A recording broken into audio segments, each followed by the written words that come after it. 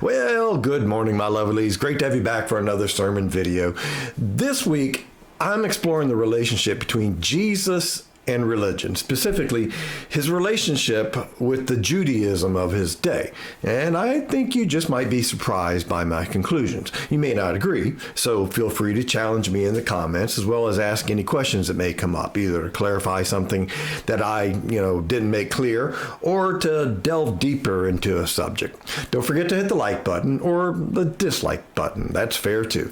Subscribe if you haven't already, and remember, the algorithm pays attention if you watch all the way through to the end. So even if you're watching TV while the video runs, you're helping to get this message out to more people. All right, let's get into the subject. Was Jesus against religion? Was Jesus against religion? Are you kidding me? He ran around violating the Torah all over the place, right? I mean, like the Sabbath. That's one of the big ones. It's in the top 10 commandments, right up there at number 4 after having no other gods and making idols and not taking the Lord's name in vain. Well, one Sabbath day, Jesus and the disciples are walking through some grain fields, and the disciples get hungry and they start plucking the heads of the grain and eating them. And some Pharisees were like, "Hey, Jesus, that's not allowed. That's against the Torah." Ever wonder what the Pharisees were doing out in the grain fields? Were they just hiding there on the Sabbath, waiting to see if someone would try to do any harvesting and then just pop out and say, "Gotcha"? Jesus answered by referring to a story that's found in 1 Samuel 12, where David's on the run from Saul, and David and his band of merry men are hungry. David enters the city of Nob and goes straight to the priest Ahimelech and demands 5 loaves of bread. Ahimelech replies that the only bread he has is the bread of presence, or showbread, holy bread, which is only for priests. And he gives that to David, and they all ate, except for the priests. They had no bread. Then he points out that priests work on the Sabbath all the time, which at first doesn't seem like a very strong point since none of them were priests. But here's the thing you have to understand about the Pharisees. I mentioned this in passing last week, but it's really important to understand what Jesus is doing. So Pharisees were lay people who abided by the parts of the Torah that were really only applicable for priests. They were generally more restrictive than for regular people, not because they needed to be examples for the people to follow. Again, these laws were just for the priest, and the people weren't expected to observe them. But because the priest had to enter into holy places that required them to be extra clean and extra holy, so they had these specific rules for them. But the Pharisees were super religious and decided to abide by even those priestly laws. So when Jesus points out that priests work on the Sabbath, he's kind of saying, what are you complaining about? We're just a bunch of lay people doing what priests do and working on the Sabbath. The question is, if you guys are trying to act like priests, why aren't you working on the Sabbath? It's a brilliant move. So it stands to reason that if someone were pro-religion, they wouldn't object to people trying to be more religious, right? So Jesus must be anti-religious. But that's not all. Right after this, there's another confrontation with the Pharisees over the Sabbath, this time in a synagogue. There's a man with a withered hand there, and the Pharisees ask Jesus, is it lawful to heal on the Sabbath? It wasn't. It was considered work if a non-priest did it. And Jesus replies, well, if you only had one sheep, and understand, you've got to be really poor to have only one sheep. If you only had one sheep and it fell into a pit on the Sabbath, aren't you going to rescue it? Of course. The Torah, he said, is about doing good. So doing good can't be unlawful. And people are more valuable than sheep, right?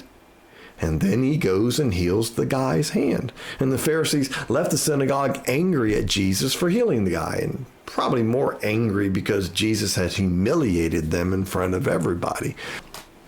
Jesus' disciples also didn't wash their hands in the proper way before meals, as the Torah states. In the Sermon on the Mount, Jesus contradicted the Torah regarding divorce and also condemned a part of the sacrificial system called Korban. Jesus was clearly against the temple and against the temple leadership. So it stands to reason that he was against religion. Specifically, he was against Judaism. But not so fast. If Jesus was against Judaism, why was he in the synagogue to heal the man with the withered hand? Or when he healed a man with an unclean spirit in Mark 1? Or in Luke 4, when he reads Isaiah's prophecy about the year of Jubilee being fulfilled in his presence, he reads that in a synagogue. Or remember the woman with the bleeding issue who touched the fringe of Jesus' cloak and was healed? We think she's just touching the edge of his cloak, as if all she needed to do was touch a little bit and she knew she'd be healed. But the Greek word here for the fringe refers to the fringe or tassels that have been added to the cloak. And it's the same word that's used in the Greek version of Deuteronomy 22, verse 12. You shall make tassels on the four corners of the cloak with which you cover yourself.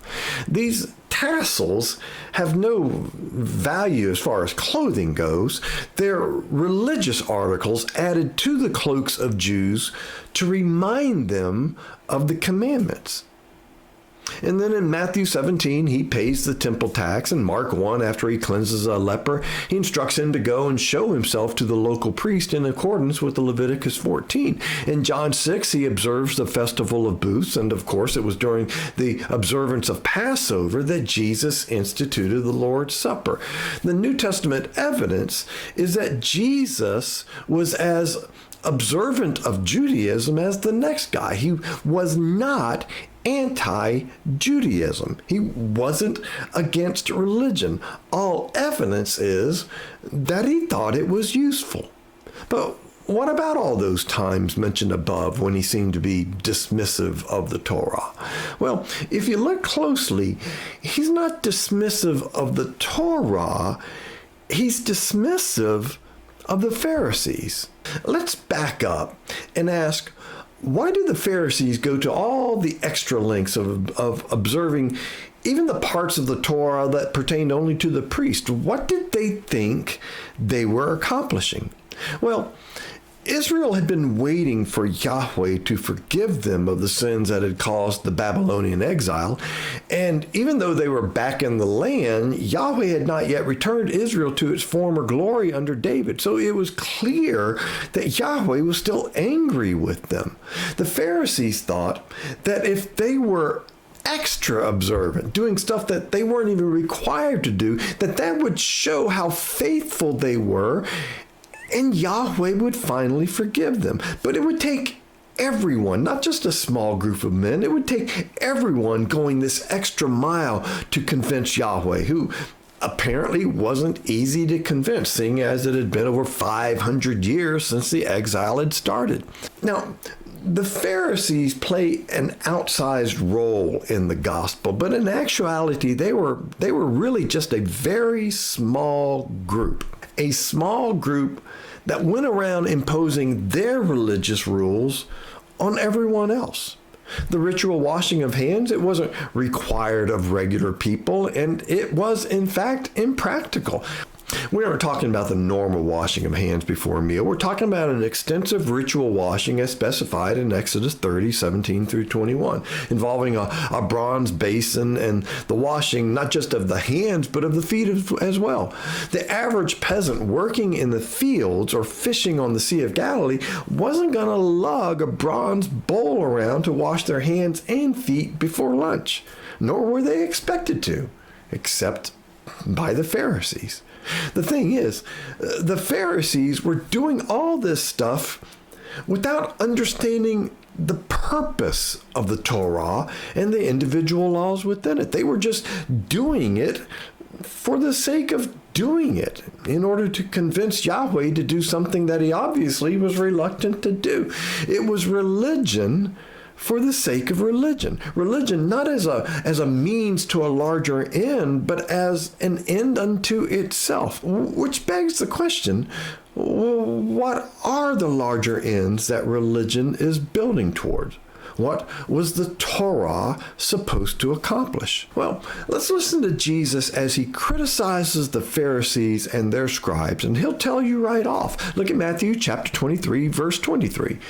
Woe to you, scribes and Pharisees, hypocrites! For you tithe mint, dill, and cumin, and have neglected the weightier matters of the law, justice and mercy and faith. It is these you ought to have practiced without neglecting the others.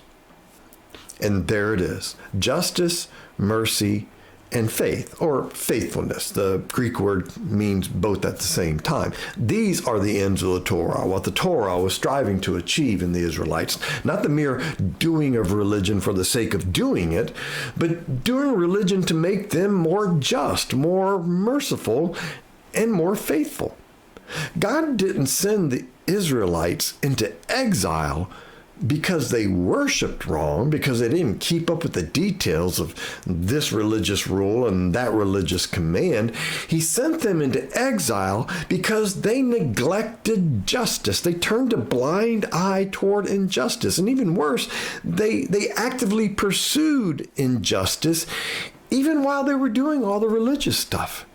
And doing the religious stuff while neglecting justice and mercy just made the situation worse, because they thought that they were being righteous in a religious sense while they were being unrighteous in a social sense. But here's the thing. There's no such thing as righteous in a religious sense, apart from being righteous in a social sense. Because the purpose of Israelite religion was to make them righteous in a social sense. Righteous being another way of talking about justice and mercy. If you won't be just and merciful in a social sense, it does no good to be just and merciful in a religious sense. I mean, what does that even mean? The prophet Amos made this very explicit. I despise your festivals, and I take no delight in your solemn assemblies. Even though you offer me your burnt offerings and grain offerings, I will not accept them. And the offerings of well-being of your fatted animals, I will not look upon. Take away from me the noise of your songs. I will not listen to the melody of your harps. But let justice roll down like waters, and righteousness like an ever-flowing stream. There developed in ancient Israelite religion two very different streams. A stream that understood that a just and merciful society was the purpose of religion, and one that pursued religion for the sake of pursuing religion. This is actually very common in every religion. It's very easy to forget why you do something and just end up making doing that thing the end. And the way to tell? If a person doesn't know the why of a religious act or discipline, they'll simply reply with because. Because God commanded it. Because the Bible says so. Because that's the way we've always done it. You don't have to know why, just do it. Did you ever notice that there are two explanations given in the Old Testament for why the Israelites should observe the Sabbath? Yeah, the first listing of the Ten Commandments is in Exodus 20, and it gives this explanation for the Sabbath. For in 6 days the Lord made heaven and earth, the sea and all that is in them, but rested the seventh day. Therefore the Lord blessed the Sabbath day and consecrated it. But in Deuteronomy, it says nothing of what God did in creation. Here's Deuteronomy's explanation. Remember that you were a slave in the land of Egypt, and the Lord your God brought you out from there with a mighty hand and an outstretched arm. Therefore, the Lord your God commanded you to keep the Sabbath day. So in Deuteronomy, the Sabbath is a protection against injustice. You were once slaves, he said, and every day was the same, but you are no longer slaves. And so now I give you a day to rest and to worship, but not only to you, but to your sons and daughters, your slaves, even your ox, donkey, or other livestock, as well as the resident alien, the non-Israelite living in your midst. Everyone, everything gets a day of rest, because it's neither just nor merciful to work someone to death.